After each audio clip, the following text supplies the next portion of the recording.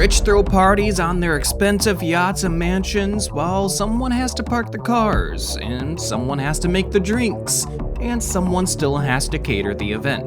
The middle class keeps the shelves stocked, but someone's sweeping the floors and tending the register. The poor get scraps, yet nothing runs without them. Without knowing it, they all hold each other up, and if one slips, the rest feel the fall. And we quickly learned the importance of these people back in 2020. Remember that fever dream where everything was on lockdown except for the quote-unquote essential businesses?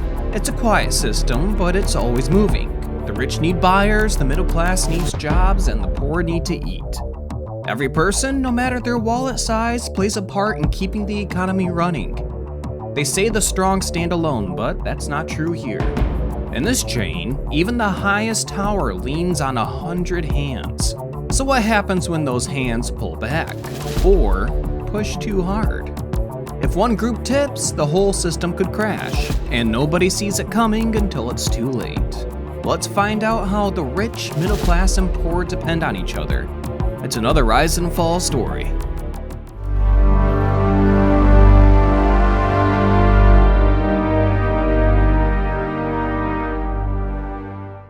Now, it's May 3rd, 2025. Weather, sunny. Maybe it was, I don't know, I wasn't there. Warren Buffett got up in front of a packed room in Omaha and told everyone he's stepping down as CEO of Berkshire Hathaway at the end of the year. That definitely caught people off guard. The board didn't waste any time though.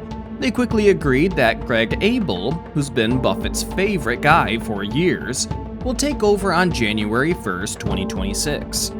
He's been in charge of the non-insurance parts of the company for a while now, so it's not like he's coming in out of nowhere.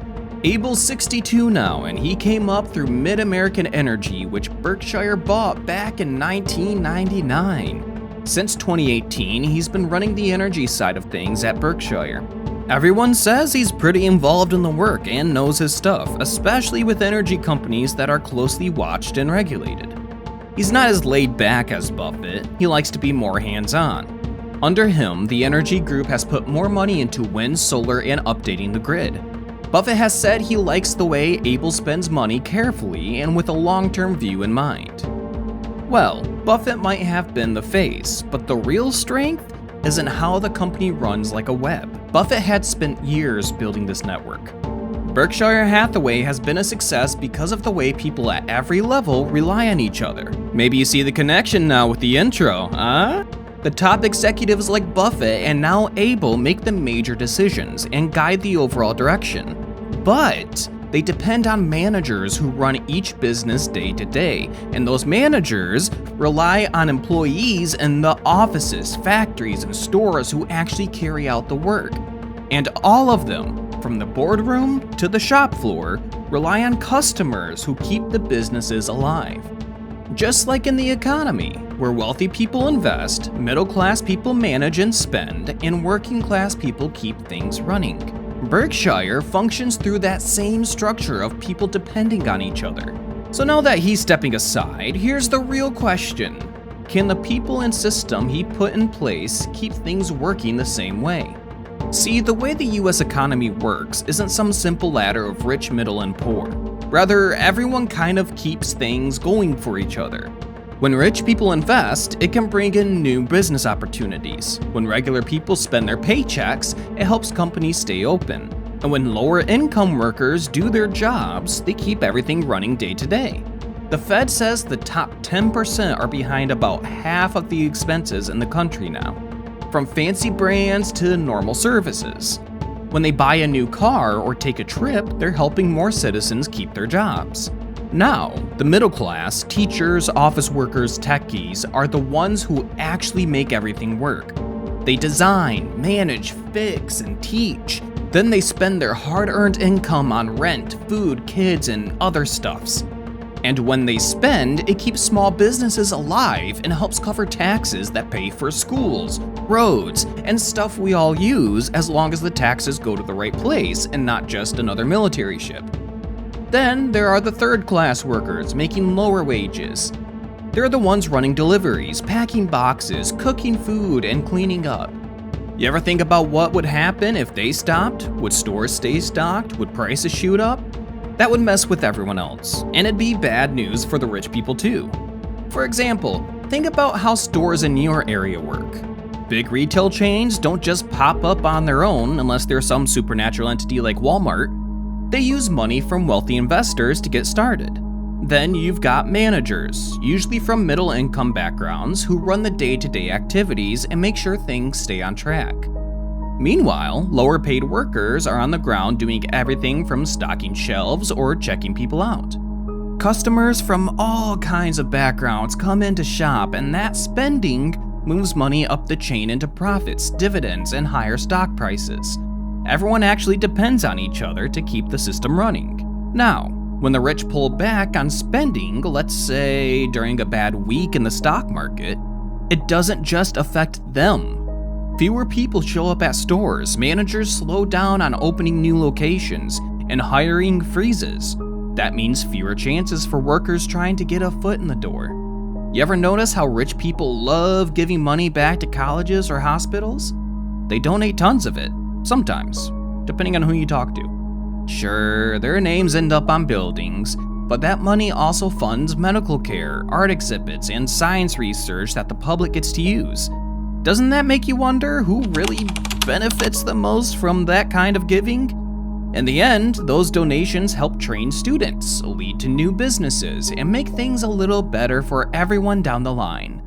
So yeah, it all circles back, whether you see it right away or not. When the economy leans too hard on just one group, things get real bad real quick.